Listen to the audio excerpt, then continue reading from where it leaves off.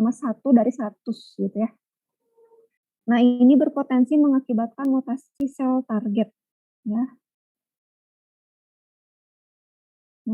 Berpotensi mengakibatkan mutasi sel target. Kenapa? Karena yang digunakan sebagai perantara itu virus kan.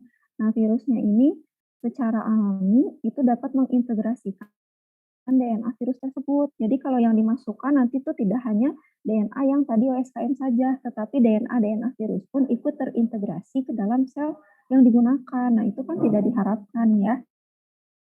Jadi nanti termutasi secara keseluruhannya gitu. Kemudian apalagi, ini 0,01 tadi 1 dibagi 100 bagi 100 gitu ya. Kemudian penyisipan keempat gen pengkoda faktor transkripsi beresiko menghasilkan efek samping. Kenapa? Karena di antara keempat gen ini, antara OCT34, SOX2, kemudian CAL4 sama CMYC itu tuh ada 2 gen yang ternyata memicu proliferasi sel yang berlebih gitu. Yaitu apakah itu? Ya, itu salah satunya adalah CMYC ya. Jadi dia itu nanti dapat menginduksi munculnya atau aktifnya sel kanker dan itu tidak diharapkan gitu si CMYC ini sama CAL4 ini bersifat onkogenik gitu. Jadi nanti kalaupun berhasil iPS-nya terbentuk ternyata ganas gitu karena proliferasinya tidak dapat dikendalikan sebagaimana mestinya.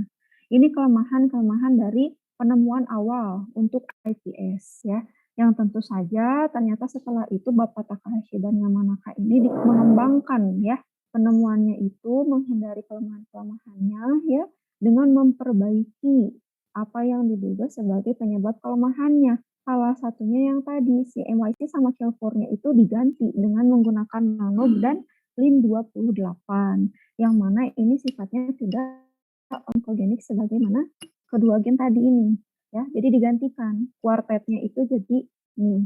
Nah, ini ya. Ganti personil. Kemudian sel target menggunakan stem sel dari jaringan adiposa gitu. Jadi digunakan juga dicoba juga sel yang tadi yang awalnya fibroblast itu diganti dengan adiposa.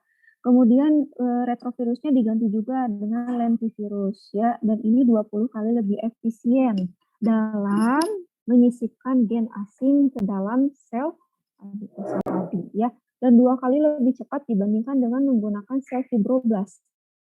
Jadi penggunaan sel dari jaringan adiposa ini ternyata lebih cepat nanti diinfeksinya dibandingkan dengan sel fibroblast karena itu kan yang diharapkan. Jadi untuk kekurangan yang tadi itu 0,01% efektivitasnya itu di sini dapat ditangani di yang nomor 2. Sedangkan yang tadi bersifat onkogenik itu ditangani dengan penggantian nanob dan penggantian CMYC dan CAL4 dengan nanob dan LIN28 gitu. Kemudian digunakan juga contoh virus lainnya itu bisa menggunakan adenovirus ya. Ini mengurangi potensi integrasi genomik virus. Nah, ini kalau kalian lihat tadi kan yang mana tadi yang ini ya, yang bawah. Nah, ini kan bisa terintegrasi nanti DNA virusnya itu tidak diharapkan. Nah, sekarang kita ganti retrovirusnya dengan adenovirus. Karena apa? Karena ini dapat mengurangi integrasi genomik virus yang tidak diharapkan dengan sel target tadi. Sel target yang digunakan tadi adalah sel dari jaringan adiposa ya sehingga dapat mengurangi potensi mutasi DNA sel target tetapi efisiensinya yang ini masih rendah ya yang menggunakan adenovirus. Selain itu ada juga ya pengembangan untuk metode-metode lain. Kalau yang tadi Bapak Takahashi dan Yamanaka itu menggunakan virus, maka kita bisa menggunakan metode lainnya yang tidak menggunakan virus. Contohnya menggunakan transposon atau plasmid. Ada yang masih ingat transposon apa?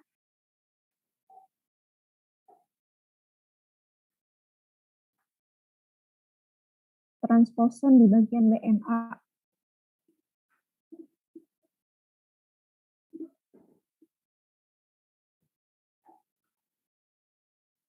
Yang DNA-nya dapat berpindah-pindah. Iya, betul. DNA-nya dapat berpindah-pindah dan menyisip di bagian lain ya, itu transposon. Itu yang digunakan, jadi pengganti virus, Virus juga sebetulnya kalau kita gunakan itu tetap harus menggunakan vektor virusnya ya. Jadi genom virusnya itu nanti diintegrasikan dengan keempat gen tadi. Oh, ini sudah tidak bisa ya. Baru nanti diganti, disisipkan gitu. Nah, kalau yang transposon ini tidak usah pakai virus gitu ya. Jadi pakai transposon karena nanti dia punya kemampuan untuk menyisipkan gen-gen tersebut di genom daripada si sel target ya. Ini sepertinya Zoom prodinya cuma 40 menit sekarang ya. Jadi nanti kita keluar dulu, nanti masuk lagi ya. Kemudian yang kedua nih, perkembangan selanjutnya. Pengurangan penyisipan gen pengkode faktor transkripsi. Jadi kalau misalnya kalian ingat di rekayasa genetik dulu, ya kalau kita menyisipkan suatu gen itu akan lebih sulit ketika jumlahnya lebih banyak ataupun ukurannya lebih besar gitu. Itu kan lebih riskan mutasi juga gitu ya. Jadi efisiensinya pun nanti lebih rendah dan lebih repot juga kan. Nah sekarang sudah ada pengembangan yang disisipkan tidak perlu keempat gen tadi gitu. Bagaimana caranya? Kita ganti aja sel targetnya. Kita gunakan sel neural. Karena apa? Karena sel neural ini ketika kita rekayasa, ini kan sebenarnya sudah rekayasa ya. Kita rekayasa yang disisipkan itu ternyata cukup core aja gitu. Maka dia sudah dapat bersifat pluripoten kembali ya. Kemudian ada juga perkembangan P53 yang mana tumor supresor protein ini diketahui dapat menghambat proliferasi sel dan meningkatkan efisiensi reprogramming sel gitu. Jadi ini juga meningkatkan kemampuan sel untuk menjadi embrionik kembali. Selanjutnya, nah ini yang tadi ya, yang pertama tadi itu kan dari awal nih, diganti dulu ya si MYC-nya, kemudian diganti juga cell-nya, lalu diganti virusnya dengan virus yang lebih efektif. Kemudian setelah itu virusnya diganti bahkan dengan transposon dan plasmid gitu ya.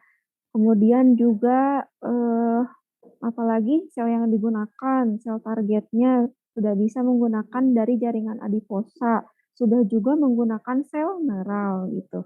Nah ini kalau misalnya vektornya menggunakan plasmid berarti organisme yang fungsinya itu untuk menginfeksi sel targetnya apa?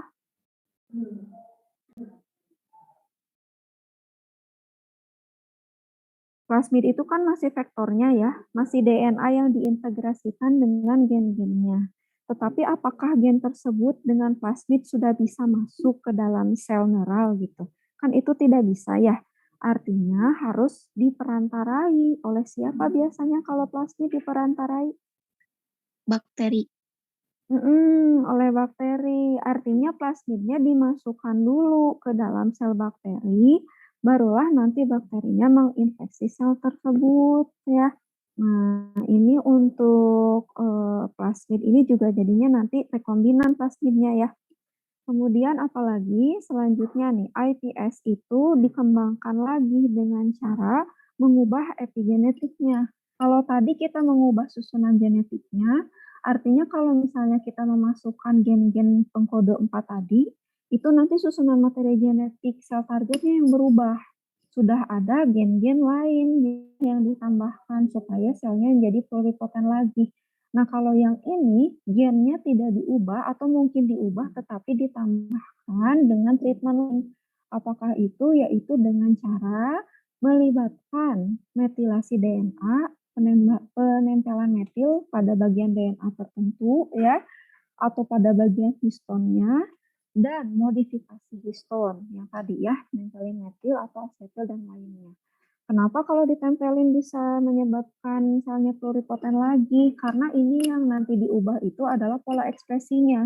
Bagaimana maksudnya? Contohnya misalnya ada gen tertentu yang dia itu harusnya off ya, harusnya tidak diekspresikan pada sel yang sudah berdiferensiasi, tetapi ketika pola metilasinya kita ubah, misalnya kita tempel metil pada bagian tertentu atau misalnya asetil pada bagian tertentu gitu ya, maka gen tersebut menjadi aktif kembali, menjadi terekspresi lagi gennya gitu ya pada bagian tertentu.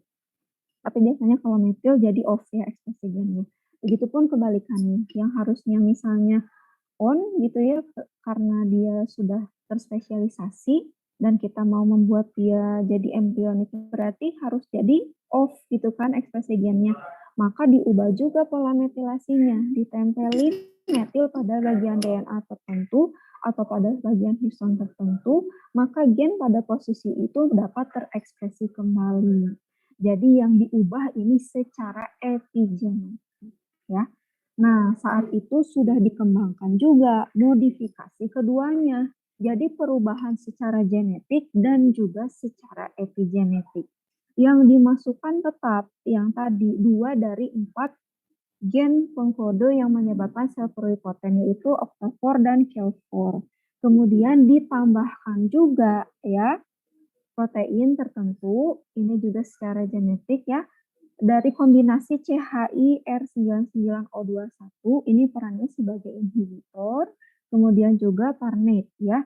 Ini ternyata diketahui dapat membantu keratinosit, yang mana keratinosit pasti sudah terspesialisasi ya, bersifat menjadi pluripoten kembali gitu. Jadi ini gabungan kombinasi epigenetiknya tuh yang CHIR dan Parnate, kemudian yang perubahan genetiknya itu yang menyisipkan octafor dan kelfor ya. Jadi ini perkembangan selanjutnya. Nah, jadi ini IPS tadi ya, kita ambil dulu. Jadi awalnya itu diambil dulu gitu ya, jaringannya dari organisme tertentu. Kalau misalnya kita mau menyembuhkan orang, kemudian kita menghindari penolakan dari sistem imun, berarti kan kita ambil dari orang tersebut ya. Diambil dari orangnya, berarti dari jaringan yang sudah terspesialisasi, misalnya tadi keratinosit diambil gitu ya, atau neural selnya diambil.